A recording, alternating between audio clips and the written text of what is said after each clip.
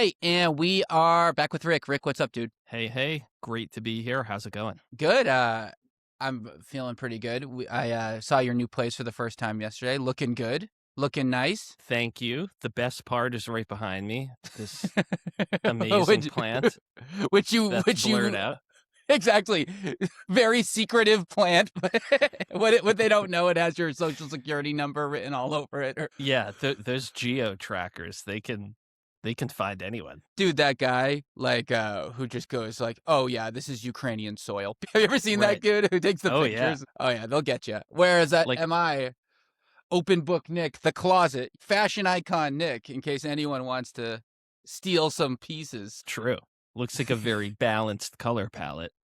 A lot of beige, a lot of white.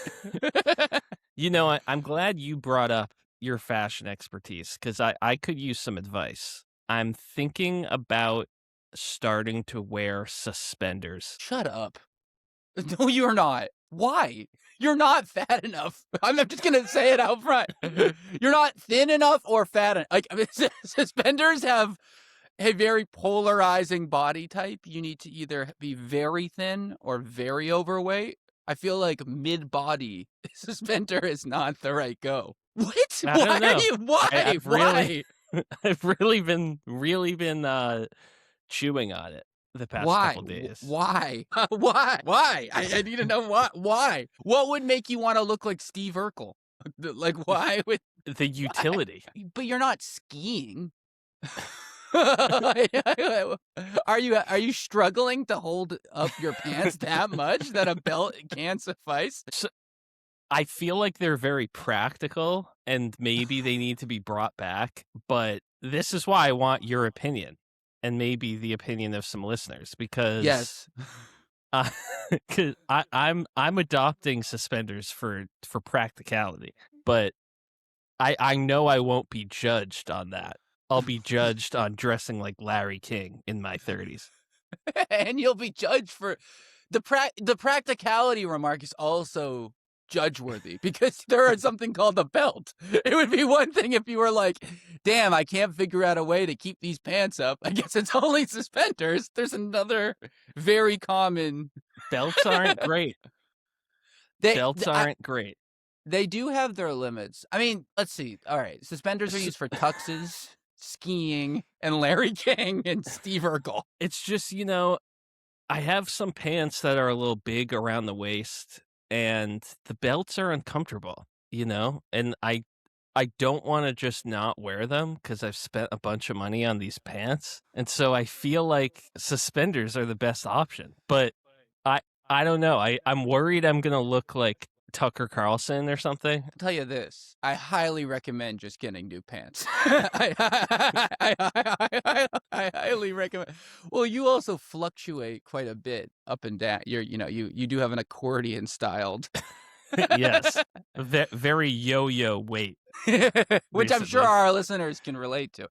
It's relatable. Yes. Please save Rick from himself, folks, and write us in that he should not be addressing suspenders. Have you thought of what are those called? The ones that farmers wear, like overalls?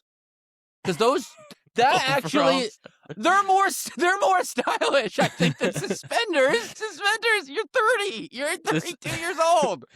Overalls will make it look like I'm hosting like a children's show on PBS. I feel like. Oh. Opposed to literally people who have died from old age already. I'd rather look like the president of a young Republicans club and be comfortable. Would they be comfortable? They'd be on your shoulders all. Well, we'll see what the audience says. I won't be comfortable in my appearance in them, but that's nothing new.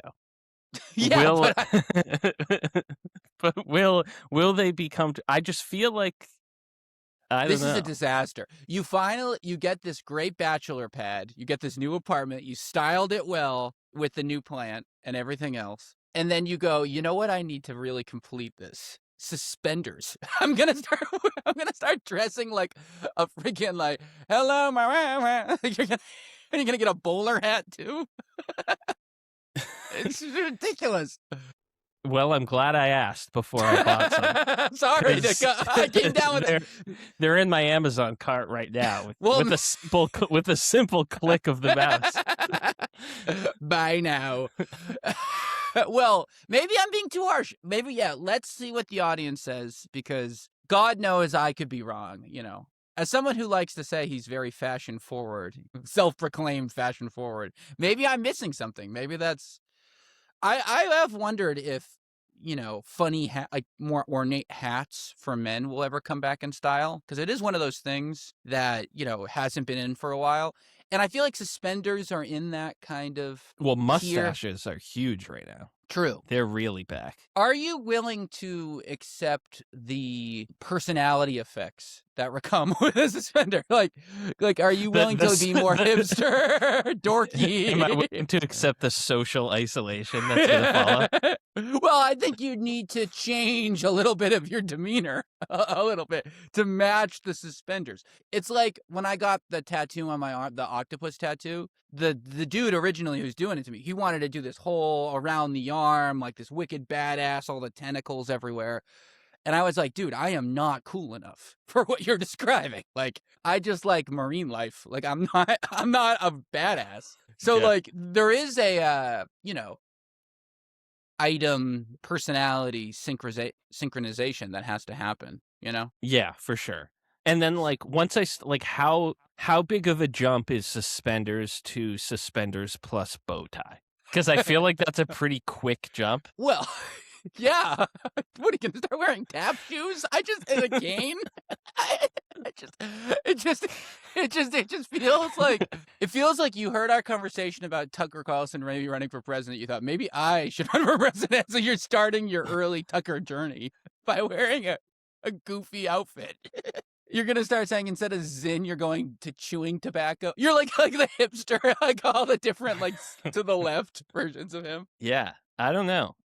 I'll definitely keep you updated, but Well, I want to hear other people's opinions, because maybe you're just not as fashion forward as you think. yeah, that's true. You know, I can't sit here and say I'm the authority on pant accessories. So I almost feel like you should do one of those cool belt buckles. That would maybe be cooler. Like one of those fucking, you know, one of those big boys, like right up the front, and just like really lean into the belt and be like, I'm a freaking belt guy. But maybe I'm wrong. You know what? Honestly, who knows, right? Maybe that's what they're doing, because we're getting to the point now, you know, where Gen Z gets older and older. Like, they're not that young anymore. So it's before long, the gen underneath will be dictating the show before we know it. You know, these fashion things don't last very long. Because do you know how old the youngest Gen Z person is by definition? No, I don't know. It's got to be like 18, 19, like 15, 16, something like that, right? It can't be too young anymore, because they're catching up. So yeah, anyway, yeah. So we'll see, maybe suspenders. Yeah, let's see. Write us in at thelonelyliberalpodcast@gmail.com. We also are going to get a new email soon. I keep forgetting to do that. But also, just comment on YouTube or whatnot. What should Rick do for his fashion? Give him some ideas. Also for the background too, because I have a closet, but you actually have good real estate back there for something cool. Yeah, painting of some kind or something. Maybe the lonely liberal donkey. Maybe. Yeah.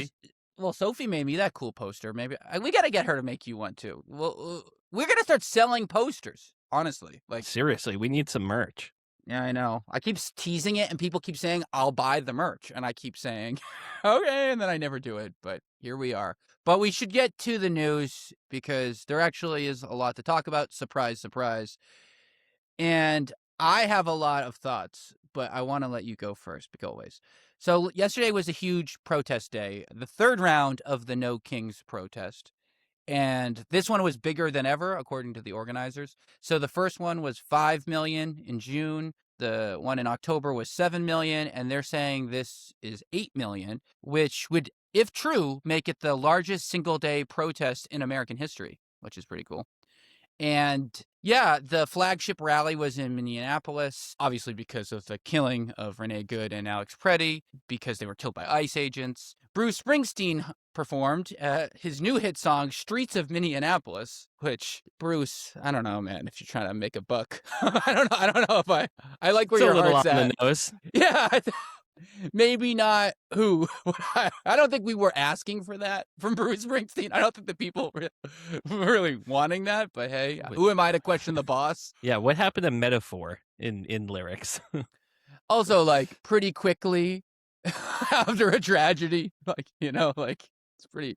Also, he's from New Jersey. It would be one thing if he was from Minneapolis, but he's from Jersey. Also at the rally was Bernie Sanders, Jane Fonda, and Joanne Baez. Interesting crowd. Once again, Bernie really being the only one who showed up. In the one in Massachusetts, Warren and Markey came, but like in the big one, right? But anyway, I have a lot of thoughts on this big protest, and I'm curious what you think. Yeah, I mean, obviously it's like a great sign, first of all, that this many people are protesting. I think the reason it was bigger was probably the Iran war on top of all the ICE stuff, even though the ICE stuff was still the focus, especially in Minneapolis. I think the new war is bringing out a lot of people that maybe haven't gone to a protest in recent years. So I thought that was all great. Like you mentioned some of the politicians going. It was definitely a big speaking opportunity for everyone running in the midterms. Like the Definitely. challengers and for reelection. Like Seth Moulton here is primarying Ed Markey, so like he was speaking at a few of them around here, and then in Maine you see like Janet Mills and Plattner having their own speeches. So it definitely seemed like the midterm candidates are like jumping on it as an opportunity, which I get. But yeah, what was your first reaction? So yeah, totally. And it was definitely the Iran war. Definitely, I think gave it that next oomph. I agree. Well, though, to be fair, they hadn't had a new one. I mean, they were protesting after the ICE stuff, but this is like the more formal one after the ICE stuff. It is interesting. One of the most interesting parts about it is the sheer amount of protests that happened in the South. Texas, Florida. I know Ohio's not the South, but Republican stronghold. We saw stuff in. Okay, these are not the South, but red states: Idaho, Wyoming, Utah. Like this, I think it is important to realize that this isn't just a coastal thing. I think oftentimes any liberal protest just gets labeled as a coastal thing immediately, and this just is not the case anymore. This is like a real sign of deterioration in the rest of the U.S., which is great. That's great. I mean, this is what we want, right? This is what we want people showing up.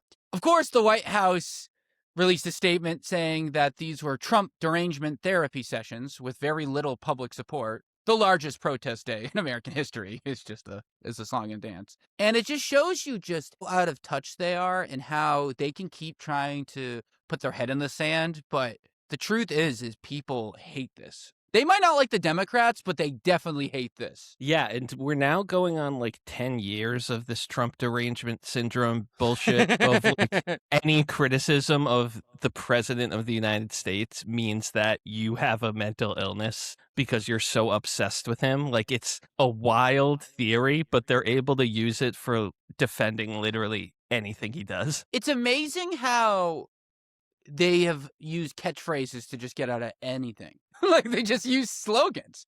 Nicknames and slogans. This everything they get out of is just oh, it's Trump derangement syndrome. Oh, it's woke men and women. So they just say little catchphrases and it just totally open this. They don't even know what they're talking about. They just say phrases and it works. When in reality, if there was ever a derangement syndrome, Hunter Biden derangement syndrome, because he had so little actual influence on anything and how obsessed they were with him. Totally. HBDS, that should have been studied more.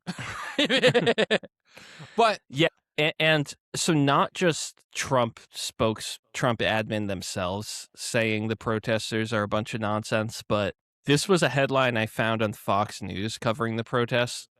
500 groups with $3 billion in revenues are behind the No Kings protests and communist call for revolution. And then the subheadline is a Fox News digital investigation finds the No Kings protests are backed by a network of 500 groups with $3 billion in annual revenue, including communist and socialist organizations calling for revolution. So obviously they just found some large PACs that went to the protest and claim that these people, like, obviously the implication is they're paying all these people to show Of up, course, which is the 100%. most, it's such a tired and played out conspiracy. It's just like all those millions of undocumented immigrants that are going to vote for president and risking being deported. Like, it's so obviously complete bullshit, but they love throwing it out every time. Oh, this will somehow become Antifa. They'll go, it's Antifa, it's not real. It's unbelievable because we've talked about this so much on the show, but the Republican disdain for protests never ceases to amaze me.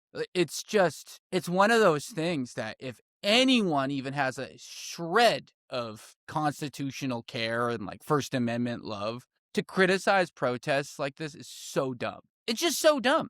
And in fact, it's just, there's no precedent at all to suggest that any of that is true ever. Any of this buying, like there's not even one example really. Right. And it's been going on for so long. I mean, the Occupy New York and Occupy Wall Street, Occupy Boston, all that stuff was when we were in high school, like 2010-ish. Yeah. And back then it was George Soros is funding all of this. Who apparently can't fund He's still enough. around. Yeah, he's still in the shadows somewhere. I don't even know if he's still alive, but 98-year-old George Soros. And also the idea of the Democrats really pulling the strings for everything, well, they clearly can't pull it that well. Because look what they're letting happen. I mean, if this isn't working out, they're well. But I wanted to, so I've heard people say this in person, actually. And it's something that has just driven me nuts from all protests. And I just wanted to get your take on it. I've already heard Republican friends, conservative friends, and people online say stuff like, oh, Democrats will protest no kings and then say Europe is so much better, even though they have kings. Like, hypocrite much? And I just want to take some time on our show to just say how dumb that is. That is one of the dumbest things anyone can say, because A, that just shows you have no awareness at all of what those kings are. Actually, they don't do anything. They're just performance pieces in Europe just for like heritage reasons. And B, we're in the freaking U.S. Like, people don't go to oh, Europe's healthcare system's so good because of their king. They just they just like the healthcare system. Like, what? We're not saying we want to be Belgium. We're just saying like we want the healthcare Belgium has or whatever. You know what I mean? Like, it's not like. And I wanted to say, like, they have, Republicans and conservatives have such an obsession with the names of protests. Occupy Wall Street, they didn't like. Black Lives Matter. What do you mean? All lives matter. They can't get over catchphrases. They get so hung up on catchphrases when in the same time they use catchphrases to write off everything. And I can't understand how little they understand what a catchphrase is and like a slogan. They just really take it so literally. But what do you think about that? Yeah, they really latch on to these phrases. And this is like how part of the way Trump has won his presidential elections is like with his name calling, right? Like Sleepy Joe became such a thing, and Lion Hillary and Laughing Kamala. I mean, that last one didn't stick as much. Laughing Kamala. Comrade Kamala was another one. Of course. But yeah, you're right. Like they love throwing the nicknames and phrases at all, and they really obsess over. I mean, like Black Lives Matter is the best example of. Totally. They were so obsessed with the idea that phrase excluded caring about non-Black people, which, you know, we don't even have to get into why that's so dumb. So stupid. But yeah, they really like become obsessed with it. I mean, some of it's just Trump's personality and how they're all just copying what Trump does now. Like they're all running the Trump playbook of like, let's just name call and nickname people. And then some of it has to be just the modern social media landscape and everyone's attention spans being so short. And like it used to be like, what phrase can we latch onto, and now it's like, what word? Like it's just getting smaller and smaller. And it's so funny because they don't do it with themselves. Like, if Trump posts a photo of him with a crown on, they go, he's trolling you, liberal tears, ha ha ha ha ha. But then if you go, no kings protest, they go, what do you mean? He's not literally a king and you like Europe and they have kings. Like, it's such a funny stance to take. Or like, oh, you're protesting that black dude getting killed by a police officer for no reason. Oh, what? You don't think all lives matter? Blue lives matter? Me. Like they just, it's just so weird. Right, And or you oppose ICE killing unarmed civilians. Oh, so you don't think we should deport murderers that are undocumented? exactly. The jump is just so great. Yeah. And it's based off a slogan. Like, it was defund ICE. That was the other one. Defund ICE. Oh, abolish ICE. That's the slogan. Abolish ICE. So what? We should just have murderers and illegal immigrants who are murderers roaming the streets and killing people? You want to abolish ICE? Defund the police? We should just have no police. Like, this snarky little gotcha attitude isn't snarky or gotcha. They think they're going so hard when they say that, and they couldn't be going less hard. They think they have this great gotcha card, and it's so bad. They look so dumb. Yeah. And what they supposedly hate about liberals, elites, woke people is their snarkiness. Exactly. Like, snarky is a thing that's constantly thrown at progressive people. But what is more snarky than what we're talking about here? Like, these insane jumps of, in their head, they're like about to do a public debate against like the worst stereotype of a left-wing like college student. Exactly. And that really like affects their outlook on all these different issues, like this imagined stereotype of like their political enemy. They think they're gonna go, oh, defund the police. So you really think there should be no police? And then everyone goes, yeah, that's right. That's right. Like, that's like literally the level of IQ we're talking about here. Like, when it comes to stuff, I know we're coming off a little snarky ourselves, and I want to capture that awareness. But like, the point is we're not talking about a slogan. Like, we could just, like, that would be like saying, like, make America great again. What does that mean? Great again? Great win. And like, people do that, but I think that's dumb too. Like, nitpicking the literal jargon of like slogans instead when there's like literal platforms to be had is so dumb. And it just shows how devolved our conversations have gotten. Anyway, I just can't stand it. I can't stand it. I've already heard the no kings thing now. Because what they do is they use that as an excuse to totally ignore the whole thing. Well, he's not really a king, so this doesn't mean anything. Democrats are dumb. Like, that's literally the logic. Of course. That people are using, and it's just so dumb. It just makes me so angry. So, sorry. Little tangent, but yeah. Just stupid. And talk about stupid. Talk about dumb. Transition gets a round of applause. We are now over a month into the Iran war. A lot of news this week on this. Starting off with Trump, kind of coyly saying Iran gave him a present earlier this week. They've given me a present, and that's why I'm not bombing them more. And then people were like, what's the present? What's the present? He's like, they gave me a big one. And then he was being very coy. Eventually, he did say what it was. He said it was 10 ships as a present, aka letting oil tankers through as like a goodwill thing. It is important to know that these vessels were Pakistani flags, so Iran let 10 Pakistani vessels through, and that's kind of totally different. But he says that it was some sort of goodwill in the negotiation.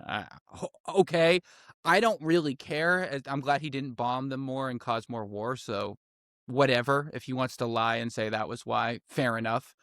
But it does show you how little he seems to have a handle on these negotiations. Yeah, of course. And of course, earlier in the week, him saying we're in active negotiations, and Iran being like, no, we're not. We're not talking to them. We've never talked to him. Yeah, he still hasn't made clear what the goal is. Still. No. Like, we're still waiting for it. The goalposts are constantly shifting. like, one thing he did was, like, pause striking, like, energy sites for 10 days, he says, like, while they're Yeah. negotiating. Um, but another report found that, like, an anonymous, like, official in DHS or US Intel said, that we've taken out like 1/3 of their missile capabilities, and all these different things they're throwing out. It's like these are things Trump said he already did before starting the war. Yes. Like he We heard said this he last year. already right. He said a year ago he effectively destroyed their missile capabilities, and now we're hearing like maybe 1/3 after 6 weeks of a legit war. Um, but it is amazing that he's taking credit for this secret gift of foreign ships passing through a foreign strait because he's just he somehow invents new ways to pat himself on the back for problems he created. It's unbelievable. And there's no sense at all of this getting better at all. Continually, we keep hearing ground troop stuff. He keeps flirting with ground troop, ground invasion. They keep loading up with more and more Marines.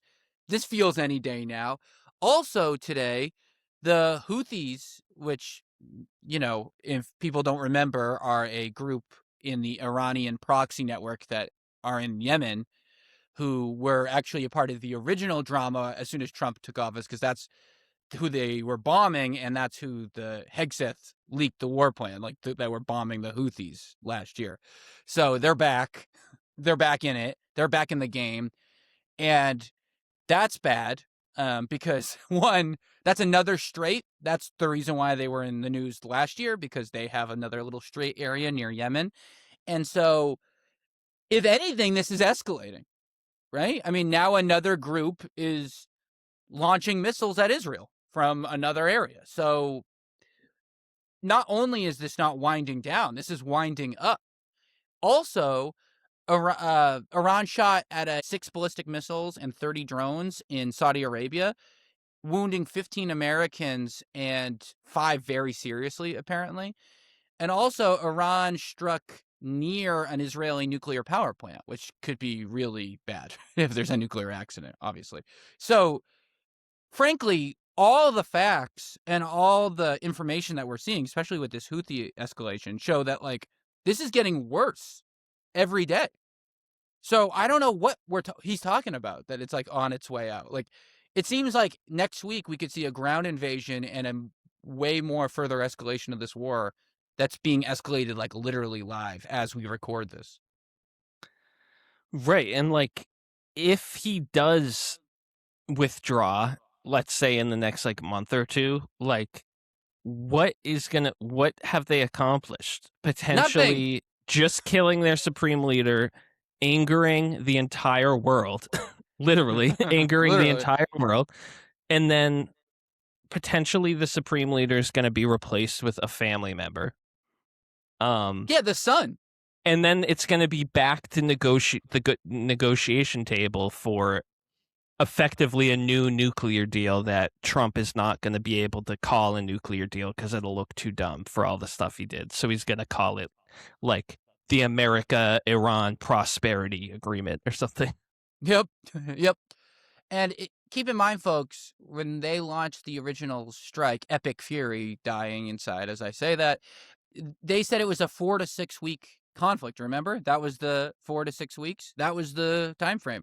Well, we're at week 4. The strait is still closed, and new actors are getting involved. Also, it's important to note, who's doing the negotiation period? We've heard Trump talking to the Ayatollah is a thing, and then they said that's not true. We've had Witkoff and Kushner, so we brought our real estate boys in there. They're negotiating. They're also the ones that caused drama. And frankly, who may have misunderstood Iranian negotiation period, because people don't remember, before the U.S. bombed them, Oman and the people doing the negotiation said like they were about to hit a deal. Like they were like really close. So like I don't know if they even know what's going on. Do they just not speak Farsi? Like, what? Why? What do you mean they're confused? They said they didn't understand. What do you mean you don't understand? You don't have no translator. So that's another worrisome thing. And then also, they're saying maybe JD Vance will be in charge of the negotiations, and he's famously been so quiet this entire time. We haven't heard a peep out of him. So who the hell is doing anything? This is just, it's crazy.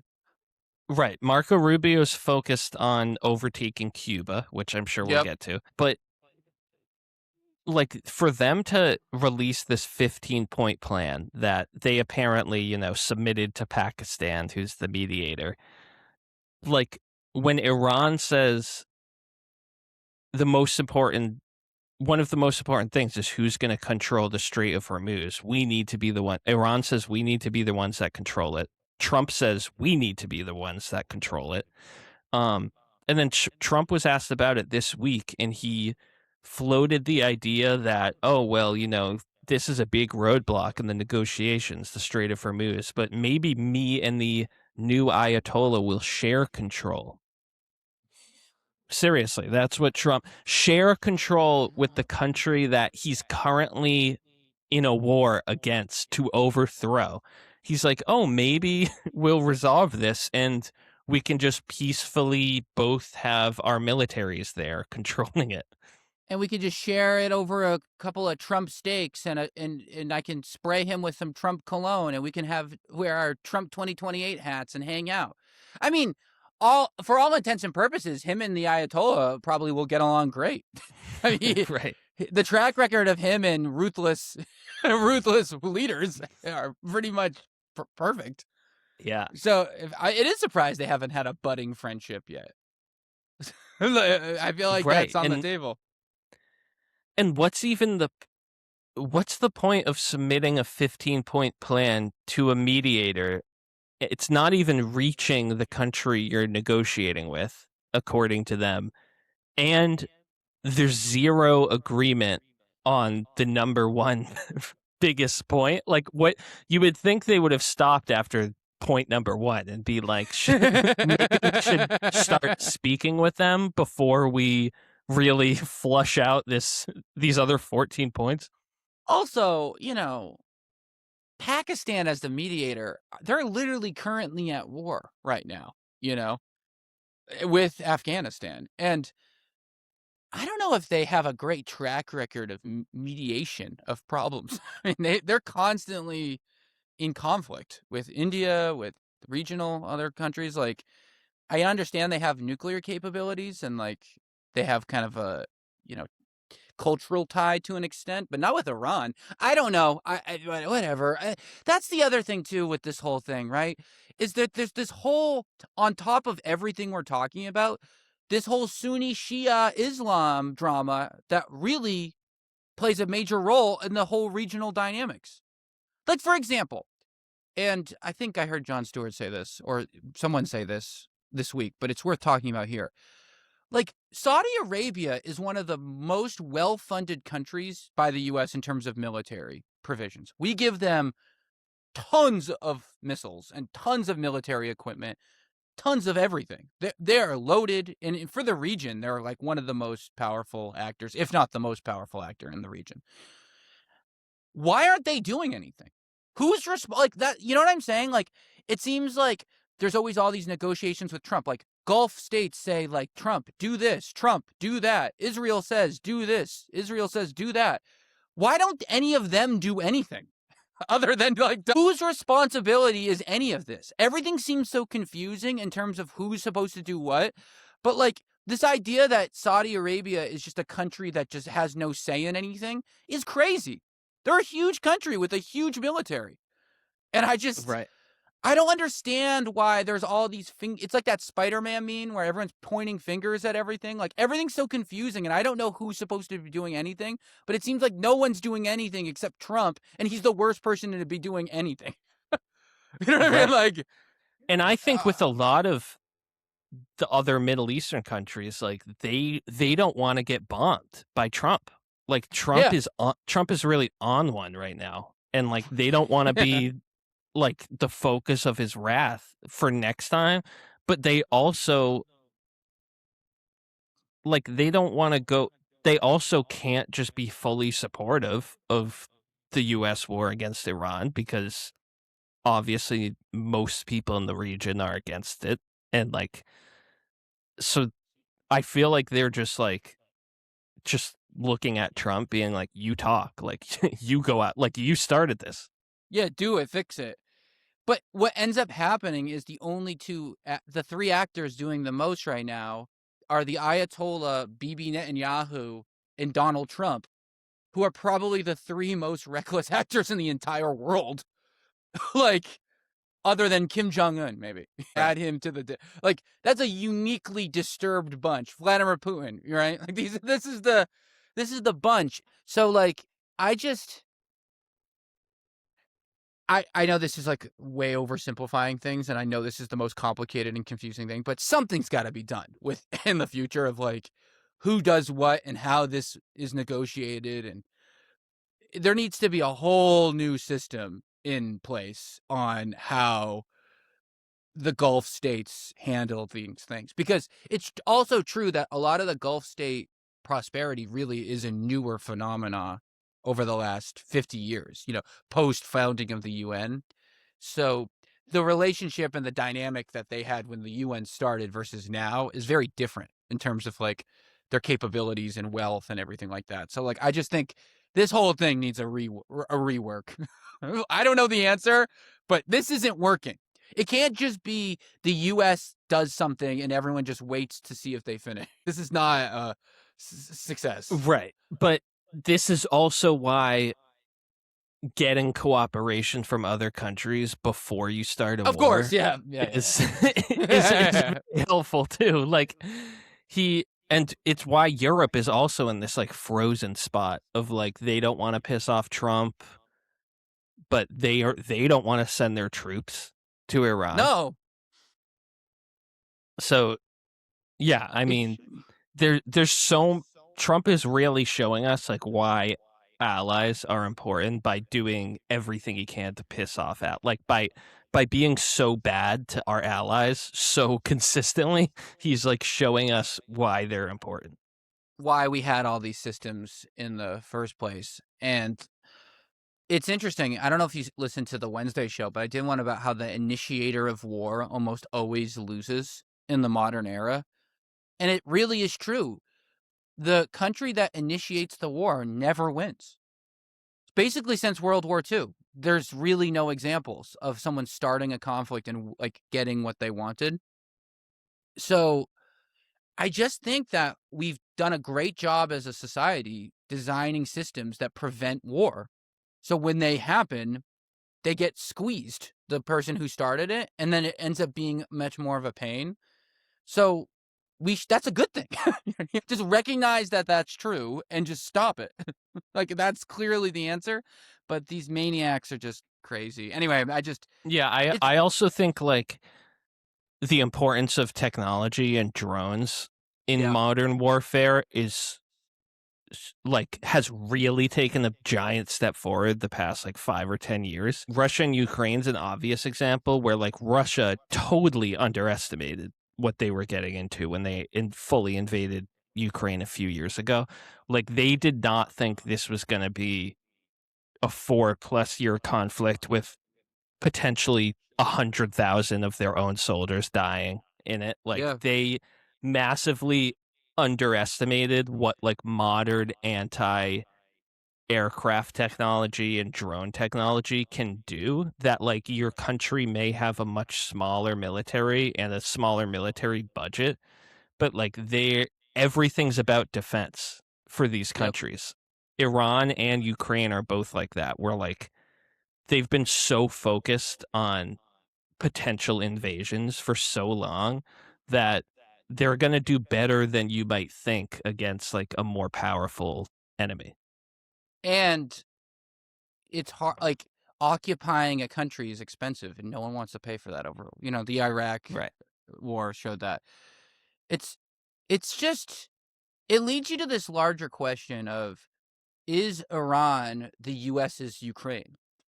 You know what I mean? Like, is that what's happening now? Is this just the beginning of what Russia and Ukraine are currently going through, but was, like that whole conflict. Is that just this?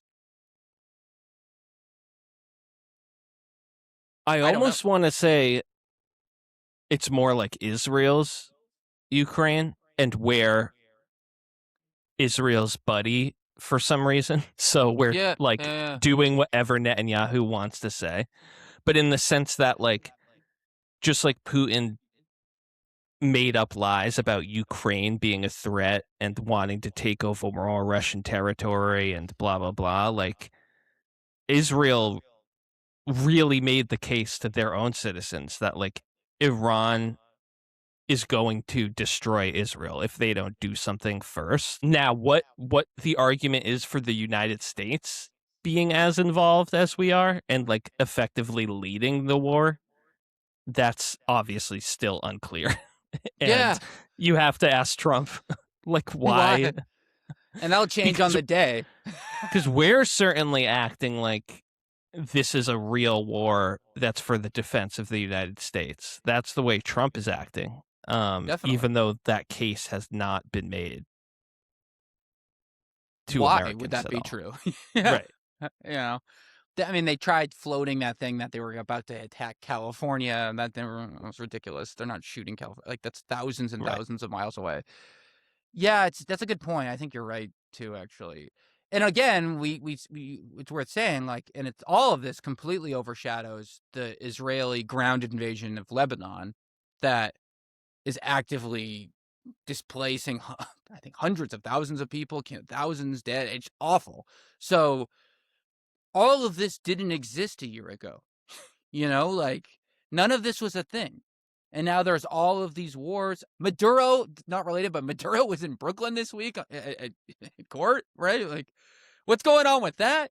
None of this makes sense to me. Rubio wants Cuba. This whole thing is stupid. And anyway, I'm like, yeah, that's a good question. Do you know when BB's next election is? When can he maybe? I'm gonna live look at that. Yeah, I'm not sure. I'm looking that up. So it's 2026. So this year, he really can't win again.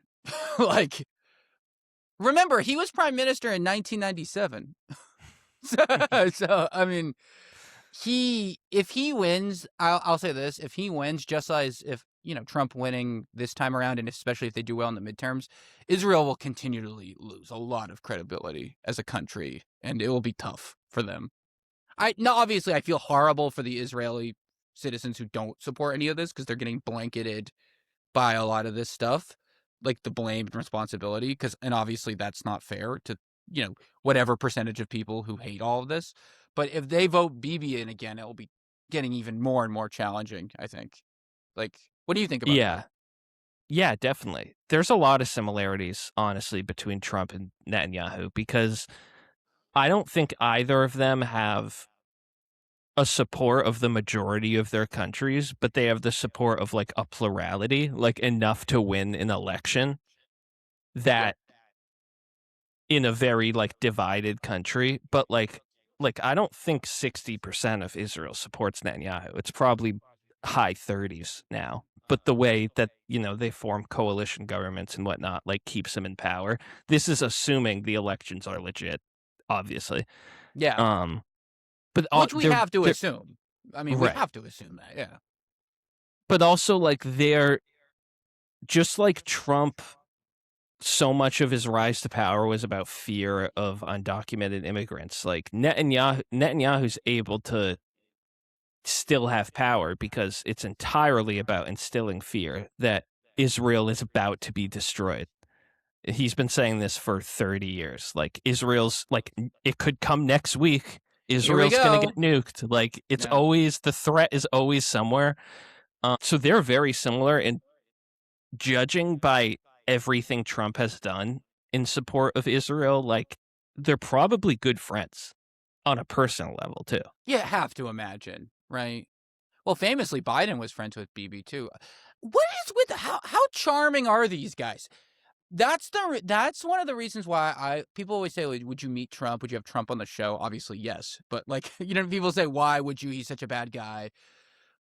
Partly, obviously for views, but mostly, but really, I want to see this fabled charm and charisma because it's clearly not transferring over the television. Whatever, like, whenever when Zoran meets him, they coming out, they're giggling together. What is this? I want to see, like, what is this? What is this New Yorker charisma that I am clearly not absorbing one iota of? like, none of it comes through to me at all.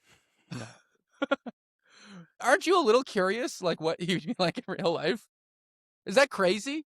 I know he's a terrible guy. I feel like we can get it through the TV, even though, like, I can't relate to liking that type of charisma, but I think it's a mix of he's constantly complimenting himself while also throwing out these little compliments to the people around him, especially women that he finds attractive. But like it's always complimenting himself with like a slight joke of like, oh, but you look pretty fit yourself. Like you would know about golf or something. Like he throws in these kind of compliments to other people. I don't know if you saw the clip of Trump calling into Fox News. I think it was that show The Five this week, where the host, who's a woman, I forget the reporter's name, but reporters being generous. But she asks Trump, like, what's the status of the Iranian civilian population and like the children? Like, is there mass hunger? Like, are they getting fed? And Trump responds by saying, remember me and you had a nice dinner years ago at Mar-a-Lago? That was nice, wasn't it? And by the way, I shouldn't say this, but you look better now than you even did back then. That's honestly how Trump answered her question about starving children. It's disgusting. And this was like a few days ago. It's awful. So I certainly don't find that charisma charming, but some people do. That type of like old-timey sort of. You bright up smile more, girl. You bright up the room with your pearly whites. Like that, right. Like kind of like southerny, folksy, like. Oh, Melania will be mad at me, but my God, the way that dress hugs your legs. My God, you have a man all aflutter. It's just like, maybe I should be doing that more. Maybe I'll tell Hannah. Once I get suspenders, I'm going to start talking. Yeah, like that. Exactly. You're on that track already. Well, speaking of Mar-a-Lago, interesting local news: Democrats won the county district of Mar-a-Lago. Mar-a-Lago flipped blue. Oh wow! In Florida, so not a great look for the Mar-a-Lago boys. But anyway, so this week the shutdown drama was amok. It's finally starting to get the attention that you would think a government shutdown should get. I mean, we are now at day 43, I think it is. It's been partially shut down basically since mid-February when they killed Alex Preddy, ICE that is. And there was all these kind of will they, won't they pass a deal this week. The Senate unanimously passed a deal to fund basically all of DHS except ICE and some parts of the Border Patrol, the CBP. And then the House Republicans rejected it. Of course they did. And then they made things about voter ID. Now they're going on Easter recess for 2 weeks. So they've accomplished nothing. But thankfully, and this is good, that Trump signed an executive order that pays TSA workers in the meantime, which is nice. That's good. However, a bunch of them have resigned already, and they have to now retrain them or beg for them to come back, which is never great. But yeah, so they made it to the recess without doing anything. So once again, our Congress has failed us. Right, and it came down to funding ICE. Like, the Democrats are willing to pass funding bills that just doesn't continue to fund ICE at this level. And Republicans are just refusing and like trying to pass their own. But they have to get it through a filibuster-proof Senate, obviously.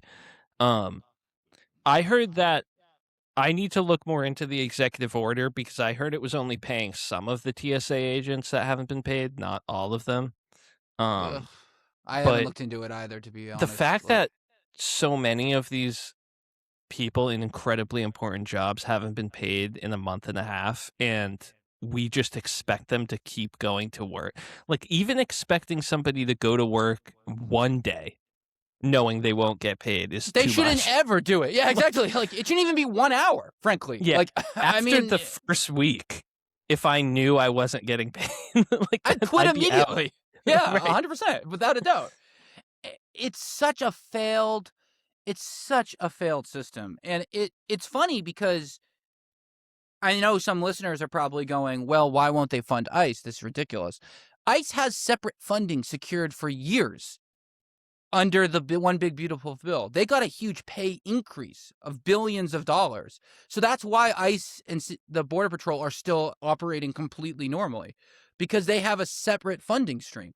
So all this is saying is that they don't get even more money on top of the money that they've already gotten. Like, it just reins that in. Unless these are the only Democrat demands. They stop wearing masks, fully covered face masks, while they do these things. And the second one is that they have warrants if they go into someone's house. Those are literally the two demands. And Democrats said if they do that, they'll give the money. And they refuse, because they said that they're worried ICE agents will get doxxed. And my hunch is why would ICE agents get doxxed if they weren't doing anything wrong? Right, and that standard is so low. Like, we make all policemen reach that standard, and it's such a low standard to not have a mask on and obtain a search warrant. Like, we're What are we not talking about? we're not asking them to, run a 7-minute mile, which we know. We know they would not be able to do, but we're No. not asking that. Like, it's the bare minimum of what the law already says and what most people agree should be the reality. It's crazy. But and I mean, these ICE agents shouldn't even be in these cities in the first place. Like, the Of whole course. thing is Democrats grasping at the tiny bit of power they have in the Senate to prevent just the total disaster, illegal activities of ICE. And the Republicans refusing to budge even like an inch on that um, just shows you that they really don't care about all this other stuff that goes No. into Yeah, they funding don't care bills. at all. Yeah, they don't Everything, care. the majority of things that the federal government has to do, they're not worried about.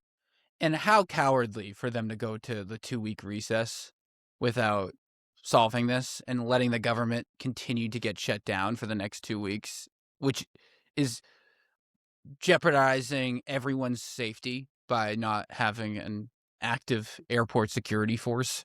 It's just, it's so embarrassing.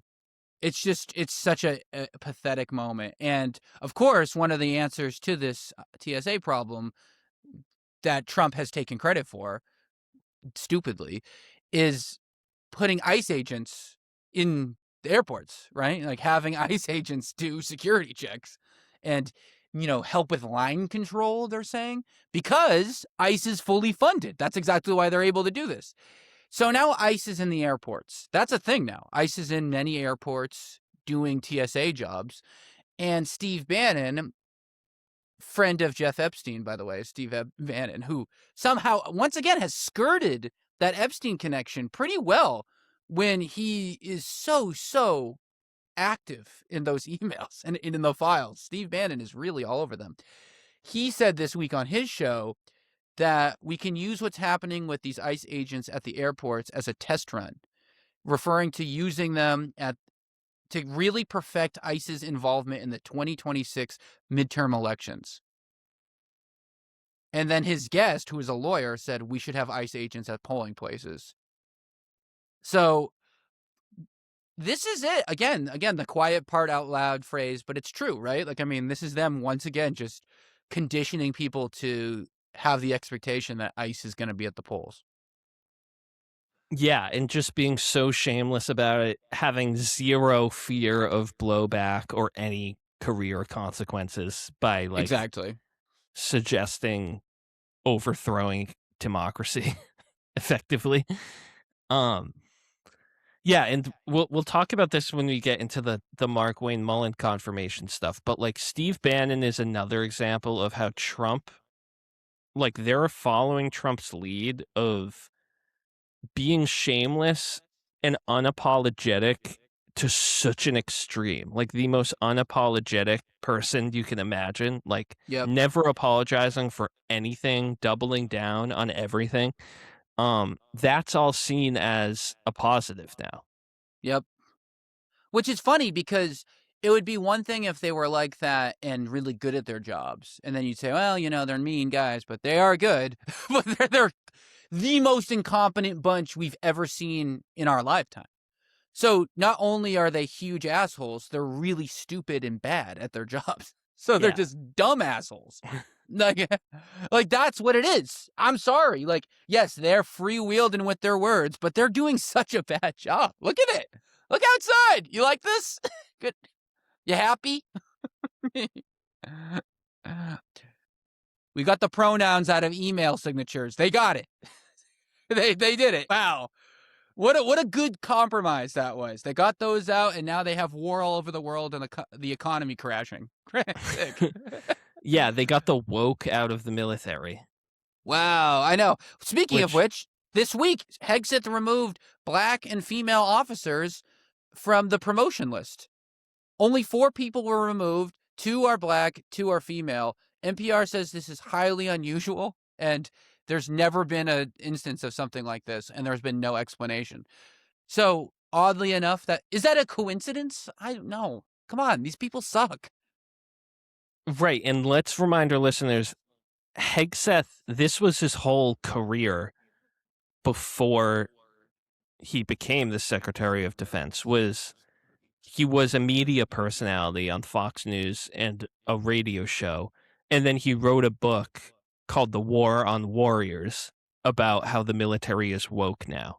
Yeah. And he used that book to like launch his like political career before he was appointed by Trump. So like this was his whole thing. Like in that book, he specifically names one of the high-ranking officials in the Department of Defense at the time, a few years ago, who was a black man, and specifically said like this guy was appointed because of DEI, because he's black and not good at his job, and he fired him or requested his resignation. Like that was one of the first things Hegseth did a year ago. So this is him like taking that a step further, like basically reversing the promotions of unnamed people of color. So not just like these well-known people that he's gone after publicly in his book. Just so embarrassing, and like it's so we always say what is woke, right? Like they constantly say this word woke, and really so much of Trump's appeal is about fighting woke, but they never define what woke is. And then when you finally get a specific example like this, it's like, oh, woke, you just mean people of color. You just mean make Women. the military more white and more male. That's what you that's what you mean. Okay. You want to reduce the amount of women and people of color there. Yeah. That's what they want. They just and then they're not even hiding it. And speaking of which, you mentioned it earlier, Mr. Mark Wayne Mullen, approved by the Senate this week as the Department of Homeland Security fighter extraordinaire. He'll cane you, or what was it, caning? He said he was. No, it was he dueled someone, and in that duel, someone got hit with a cane. No, he won't cane you, but he's a duel. He'll duel you, and he was approved today, not today, this week. The interesting thing about that was the Senate confirmed him. Fetterman joined the conservatives once again. Dude is unbelievable. He needs to go. T-shirt man, T-shirt and shorts. Fetterman needs to get the hell out of here. He needs to go back to the Planet Fitness he walked out of. Yeah, exactly. Hey, I'd much rather you wear suspenders than dress like Fetterman. That's a no-brainer. Dude dresses like Adam Sandler with none of the talent. Or charisma or charm. Dude's such an asshole.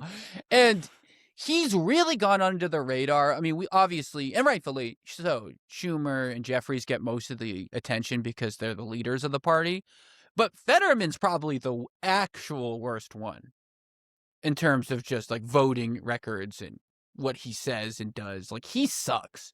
He sucks so bad, and then the way that he uses his health issues as a defense, like whenever he gets criticized, he's like, "Oh, I was like having a bad day with my mental health that day." It's like you voted to fund Israel more. You can't use like your like brain issues as a defense for your policy positions.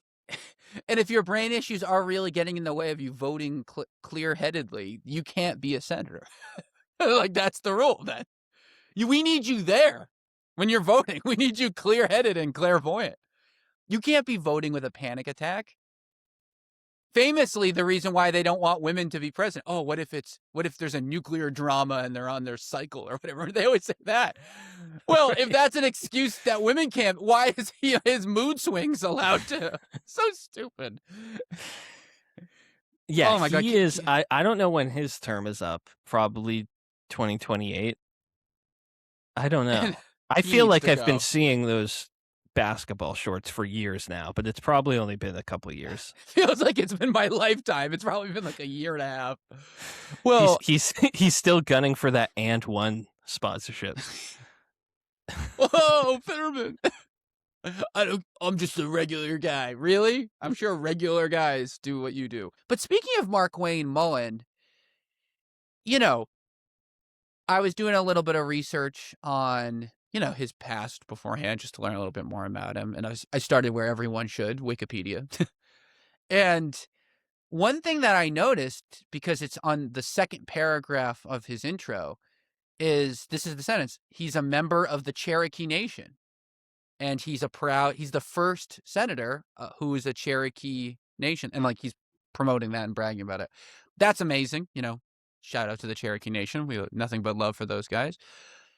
But I did want to let that hypocrisy sit in, because he's clearly the most white-looking man I've ever seen in my life. And I heard Elizabeth Warren get called Pocahontas for years and years and years because she said on her college application that she was 1% Native American. Markwayne Mullin is bragging about being a Native American very outwardly, which I think he should.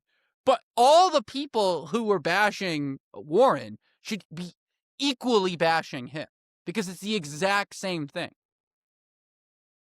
Of course, and it's even worse than that. I don't know if you saw this clip when Trump was announcing his appointment. He was reading notes in front of him at the podium, and he clearly didn't know that fact about Markwayne. He didn't know he claims part Cherokee. So Trump himself is reading it as he's like for the first time, but it's in a speech. And Trump is like, "Oh, it says he's from the Cherokee Nation. Oh, wow, that's great. I didn't know that. I love him even more now. I would have appointed him even quicker if I knew that before."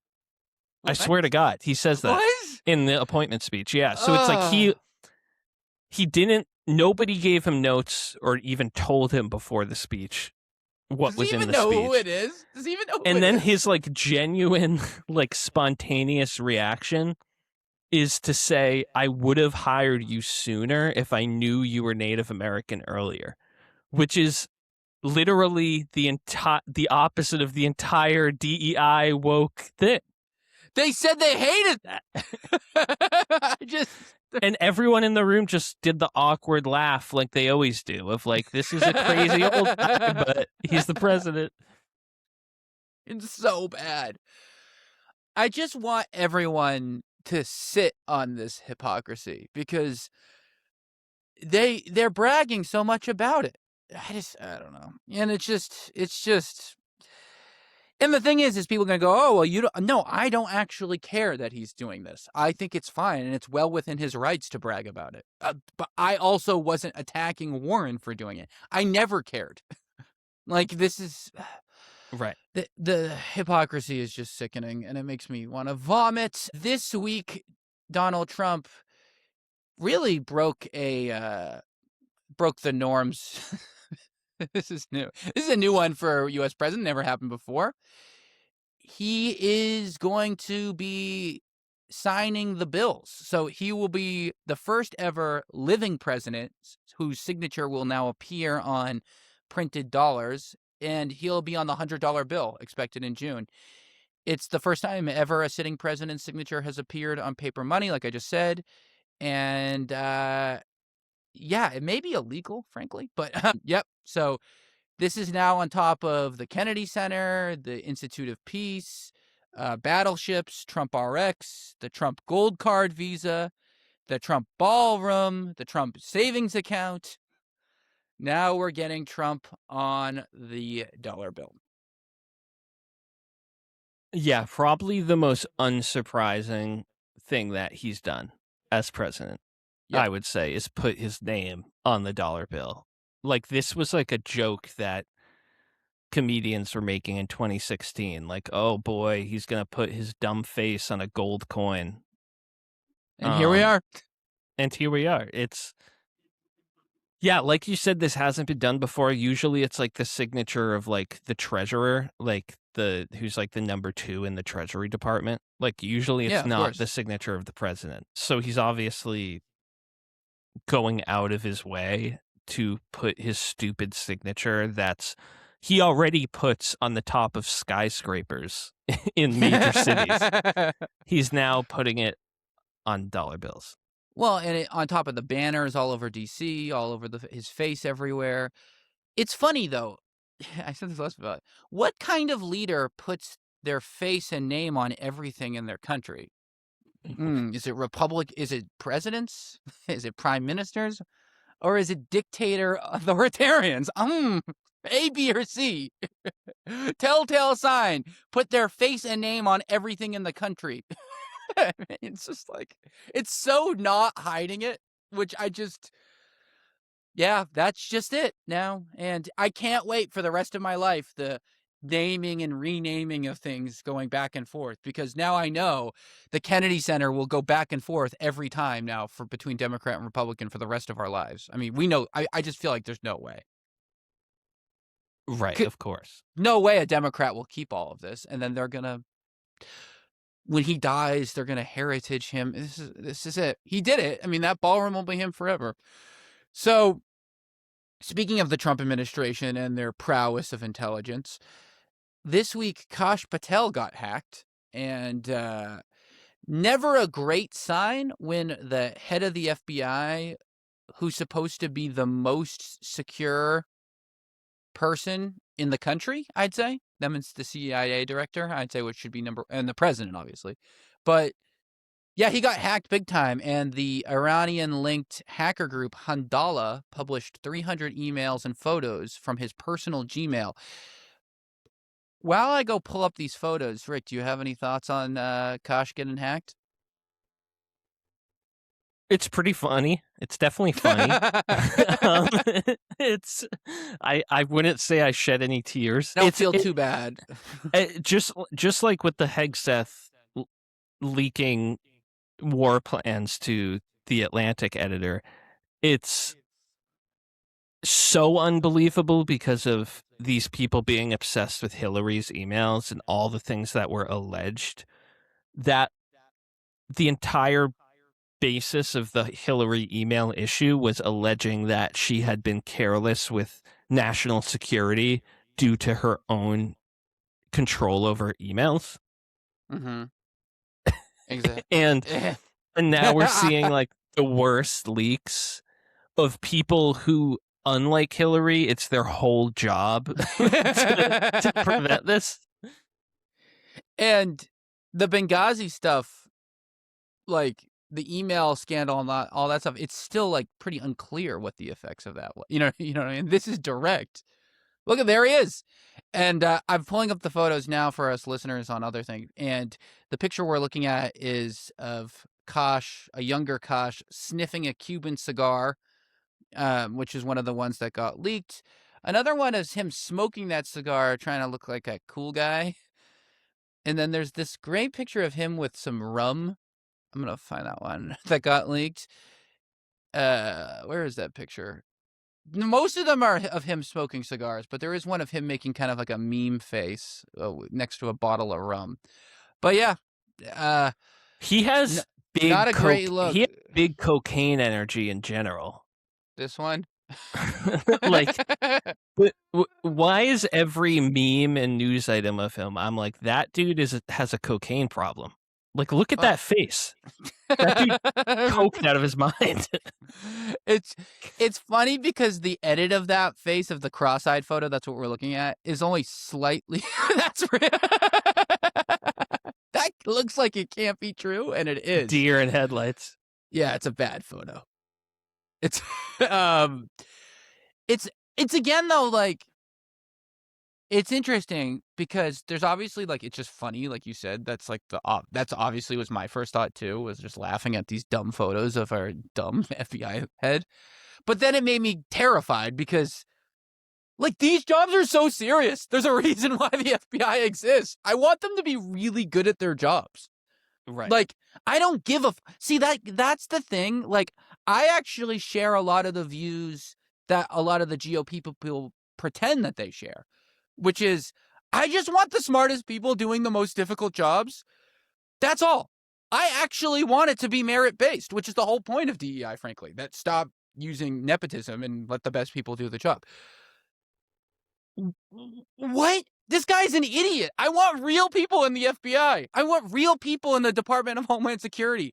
I'm someone who's terrified of stuff. I want real security. Like, freaks me out that this is so incompetent. It makes me so scared. It genuinely scares me. This stuff freaks me out. Tulsi Gabbard is our intelligence head. These are idiots. I feel very unsafe with this crop of people. I don't know if you feel safe. I don't feel safe. Yeah, and it's like, has Kash Patel ever heard of a VPN? Like, I'm not sure. Dude, like, are you serious? And like, yes, I could get hacked, but I'm not the FBI head. Right. This is the person who's directly responsible for protecting the U.S. from foreign cyber threats. Right, and And by he the way, literally got hacked by Iran. right, the Sorry. cyber threat came from the country we just started a war with. The most obvious place it could possibly come from. And of course he's smoking Cubans. Just funny. Just so dumb. It's embarrassing. It's embarrassing. And it is 2026. This is 2026. So speaking of some interesting little quick hitters before we go, this week, Stanford came out with a study, and also, Rick, sorry, I know you don't always care always about these environmental things, but I can't help myself. I need a monologue a little bit about offshore wind. I know our audience is probably, chomping at the bit for offshore wind news, but I can't help myself because as someone who worked in offshore wind for a long time. Dude, did you know this?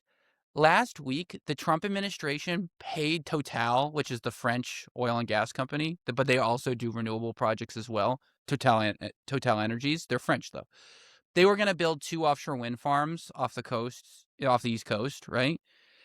So all throughout last year, there was lawsuits and stuff like this happening to try to stall these offshore wind projects, and they've all lost in court because they're all illegal, all the permitting stops. This week, or like late last week, they paid them $1 billion to not build the project. The Trump administration paid Total $1 billion of taxpayer money to not build an offshore wind farm in an energy emergency. Like, they declared an energy emergency. $1 billion to do nothing. Right. I'm sorry. That's insane. They don't do that for oil and gas. They don't give them $1 billion to stop building the platforms. $1 billion of taxpayer money went to not building a wind farm. That could go to literally anything else. That went right out of Treasury. They had to open it up out of the Treasury because there's no money like assorted for that. So they literally had to get Scott Bessent to sign it off. Right, and like you said, like, we know these people don't care about the environment. Of course. But like, there's such an obvious national security interest in pursuing renewables where we are with Iran. Like, this is Of the course. biggest example we've had in decades of why we need more renewable energy. Or just in that, of course, that's what I think. But you could even just argue just a diversified energy mix. Like, you just Right. can't be overly reliant on one fuel type, right? And we all agree that energy prices are going up. We all need more electricity. The more electrified everything gets through AI, through electric cars, through, just moving everything towards electrified appliances. Like, that's just been that's the path of modernity, is everything's going to be electric based and largely driven by AI and electrical infrastructure. So, like, we need all the electricity we can get. So to pay $1 billion to not build a wind farm that literally would connect to some of the most expensive energy markets in the world, but in the country, New York, New Jersey, the East Coast in general, it's just a joke. So not only are we cutting jobs or increasing emissions, we're literally doing nothing with that money. We're just burning it. So anyway, I just can't help myself. It just makes me sick. Like, like, the real reason is just Trump doesn't like offshore wind because of his Gulf trauma. There's no real reason for this. So, Right. sorry, but it relates to this. So Stanford came out with a study this week that was published in Nature, which showed that U.S. emissions alone since 1990 have caused $10 trillion in global economic damages, with $3 trillion of them, 1/3, hitting the U.S.'s own GDP. So you might be wondering, how is that possible, right? Think about, like, garbage. This is the analogy that people use in the paper, right? When we generate trash, it's illegal to just dump it wherever we want because it creates a cost to others. That's the thing, right? If I put my trash in your house, that's against the law because now you have to go move the trash. That's a cost, right? So that's the exact same methods that they use to calculate this thing. Makes total sense because of the burden of pollution.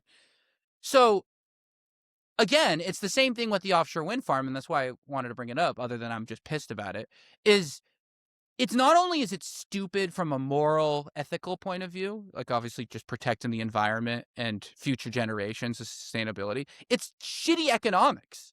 Like, you're just burning money. Like, it's bad economic policy to do this stuff. And yeah, I don't know. Do you have any thoughts on this? Yeah, I think you covered most of it, but one thing that the study discussed was when getting these estimated numbers, like highlighting that historically the United States has been the largest carbon emitter of any country on the planet. And I think that's an important point because you always, when talking about anything with the environment, you always hear from conservatives the pushback of what's the point in doing anything? China doesn't care and they're going to emit more. And even though now, current day in 2026, China may be emitting more carbon on a daily basis, like, it's important to remember we've still done the most damage. 100%. So we should still take responsibility for that. We can't just be like, oh, because China surpassed us in daily output recently, we can suddenly get rid of all the blame. 100%. You know?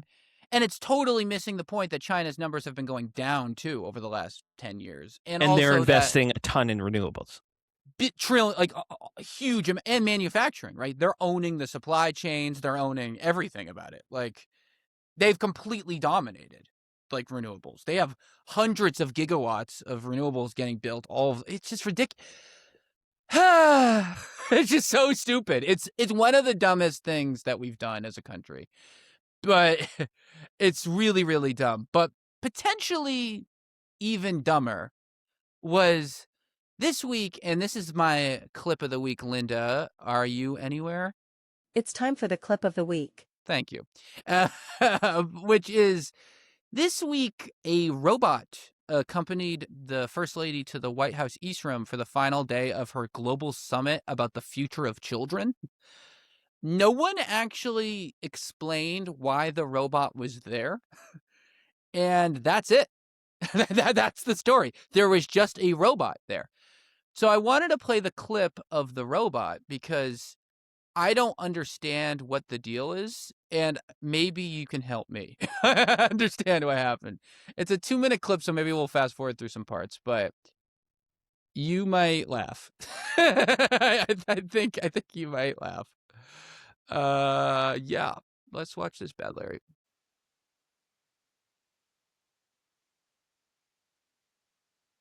All right. This is from C-SPAN. Which one's the robot? We lower the volume a bit. They never said why they did this.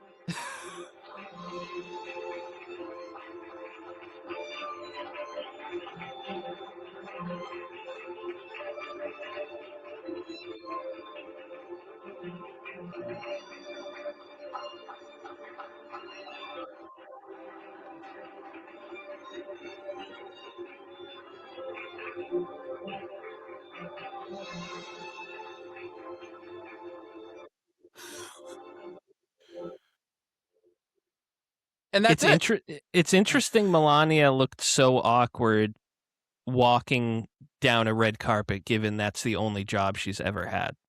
Yeah, she couldn't coordinate with the robot. She let the robot take the lead. She's so good. Can we watch that one more time? I'm sorry for the listeners, but yeah, they weren't as synced up as I was hoping they would be, to be honest.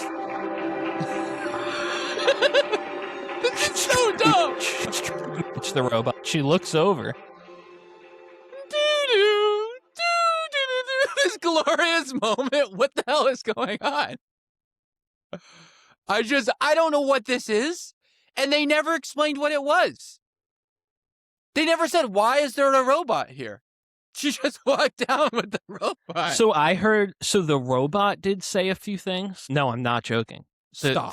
The robot greeted guests in 11 languages. And at one point, the robot said, I'm not making this up. The robot said, quote, I am grateful to be part of this historic movement to empower children with technology and education.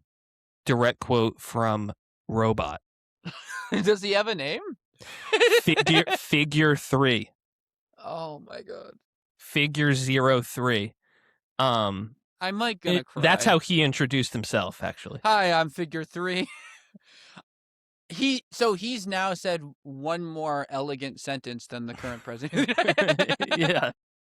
Figure 3 has now said more on the issue of child well-being than the current president. He speaks 11 more languages. I'd so much rather have Figure 3 be the president than Trump. Oh, seriously. Would you vote Figure 3 over Definitely. Tom? Well, like it obviously this was supposed to be about like this was like an education summit. So I read in like some analysis about it that the theory is the Trump administration. It's like ridiculous. That's a crazy sentence. The analysis is about the robot walk. Is that the Trump administration is trying to promote AI robots and homeschooling together to say that like this robot can be the homeschooler of your children. Like that's the end goal here. Oh my god. Is the use of AI robots combined with their like make America healthy again, you should homeschool your kids so they don't learn about woke drag queens in public schools. Like they're combining those two totally separate topics into a proposal. A robot teaching your children in your home. They're going to worship these things. Like, they're going to put a bishop hat on these things and start calling them Jesus. Remember a few months ago, you showed that quote of Rogan saying that AI was the rebirth of Christ because it was born of a virgin or whatever? Yeah. This is that. This is the early workings of this. 100%. Right. They're laying the ground because it's like last episode we talked about how amazing it is that Trump's able to still win support from like evangelical Christians to like atheist tech billionaires and these different. And it's like this is one way he's combining the different This is the groups of Venn. people. Yeah. The Venn is closing on what if we worship the robots? Right. What if the robots were Christian and white? how about that, Dems? Yeah, liberals get owned. Checkmate. Yeah. Just actually, we don't listen to the Pope anymore. We listen to Figure 3. Yeah, exactly. That's such a checkmate line. Little did you know, the founding fathers may have not been Christian, but Figure 3 is.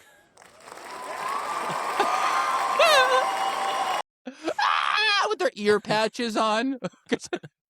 Also, I know we're way over time, but like, can we talk just a second about how ridiculous that ear thing was? I hate to be, I'm usually tough on conspiracies, but dude, did that guy get really shot in the ear? I mean, his ear, how the hell did an 80-year-old man's ear from a high-powered rifle heal within a few weeks? I think one of the Secret Service guys that grabbed him lightly scratched his ear. Yeah. Or, I mean, we know he has relationships with the McMahons, the WWE people. Literally, don't forget, he's on a larger than prescribed dose of aspirin to keep his blood nice and thin. Oh, yeah, true. So he bleeds easily. And he's been bruising like a psycho lately. So he's on a bloody cycle. Yeah. But also the fact that we're still talking about Hunter Biden more than the assassin who almost assassinated Trump. I don't even know his name. Like they talk like they talk about Bill Clinton more than they talk about that whole thing. When like after that happened, we were like, "Oh my God, this is going to be the centerpiece of everything Trump does for the rest of his life. It's going to be about how he lived through this assassination attempt." And it's like, other than them using a photo op for their ads, like we never hear about it. We never talk about it. There's no follow up. Like, no, it really seems like it didn't happen, like they said. Also, like, yeah, they only have used that photo to sell his fight cologne. And then used it for his product placement. That's really been the main use case of that whole thing. And also, and this is something that really I did not at all register in the moment, because when it happened, right, and obviously that fight, so it obviously, I don't know about you, but to me at least, it looked pretty badass. Like he got shot and he got up and he started chanting. Like in a vacuum, that's a very badass response to being shot, I think, right? Like immediately start pumping your fist. But then the more I think, he's such a wuss. There's no way that Donald Trump would gut up after being shot and start pounding his chest and his fists and yelling, "Fight, fight, fight." This is the same man who dodged the draft and can't walk down a staircase.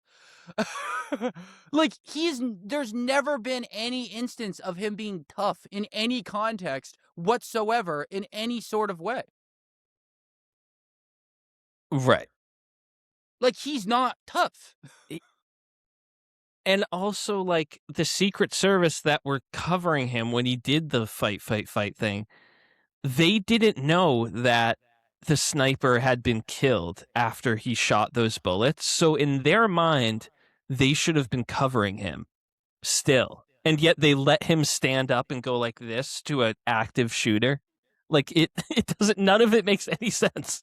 And I love how the main story after that was that there was that one woman security guard or Secret Service, and they were like, she shouldn't have been there. It's her fault. That somehow became their conservative. Somehow nothing else was to blame other than that there was one woman on stage. Somehow she shoulders the entire blame of that entire event in starting a national debate if women should be allowed to be in the secret security. Like, it's just so degenerative.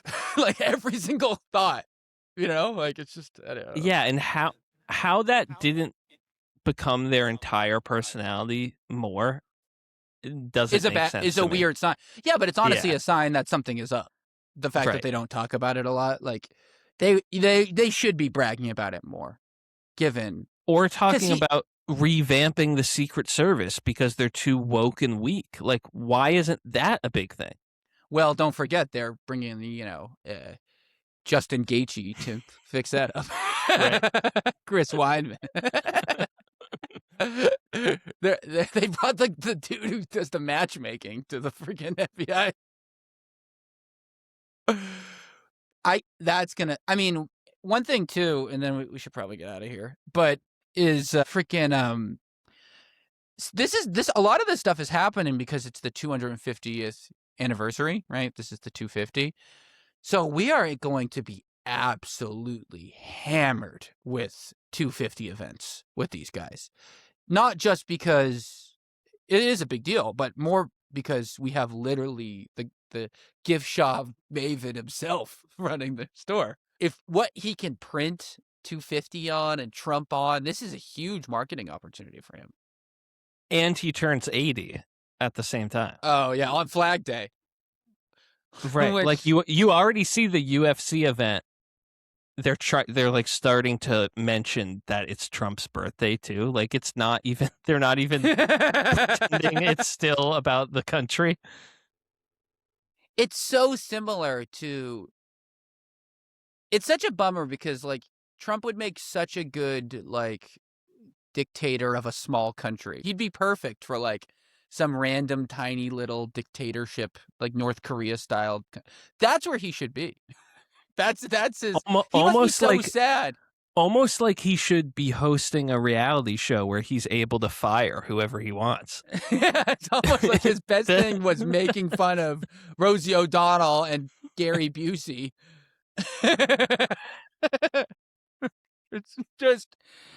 It's just crazy, man. It's just, I mean, we didn't even talk about it yet, but the Cuba stuff. He keeps saying Cuba is next. Cuba is next. I don't think the U.S. can go to war with Cuba. I might do a solo show on Cuba eventually, like do a deep dive on it because there's so much to unpack. But my initial gut, just so we can say we've talked about it, would say that they're going to wait to some degree of resolution with Iran before doing anything militarily with Cuba. But God knows I don't know anymore. I don't know. What do you have any thoughts on this? Obviously, we can talk about it more as it gets more evolved, but just off the top of your head. You would think, because the Iran war does seem like it's bad for them politically outside of like it being bad for the world and society. And they need $200 billion. They're running out of money. They're asking Right. for a 30% paycheck increase. Right. So Yeah. how are they going to pay for Cuba? Right. Like, you know what I mean? Like, I feel like, where's this money coming from? Then again, actually scratch that. They'll find the money. They don't care. Right. They'll say Cuba's sending drug boats, and they're so close to Florida that we had to do something. They'll say Cuba paid for us to invade them. That's the deal. He's such a great deal maker. Cuba paid for it. Right. Yeah, like that's what they'll say. Oh, and lastly, actually, very quick. So a report came out this week that showed that the Department of Defense used Claude and Anthropic for some of the Iranian strikes. Now, that isn't so interesting in a vacuum because that's just been like AI has been used more and more with this stuff. Why it's so interesting is that these strikes came after they had said that Anthropic was a woke liberal company and banned it from the Pentagon because Anthropic said we won't give to all your demands about letting AI autonomously kill people and surveil people or whatnot, which is why Anthropic is by far, in my opinion, the most morally strong large language model. Like out of all, I know you could say, well, none of them are. That's fair, but like out of the pot, Claude is the best one, I think. So it just shows you they were full of shit. So they say all this stuff one size, but then they actually use the best stuff. So Again, another into the window of the performance piece that is MAGA. Right, and it wasn't even that long ago that they said that about Anthropic. No, 2 weeks right? ago. Like it was 2 weeks. Yeah, right. We were And talking about they said that they were an unacceptable risk to continue using them. and then they used them. It's bullshit. But what do you? I mean, it's more and more. None of this is real. They just say shit. They just say shit. We'll go crazy if we keep running around in circles, just trying to make sense of everything.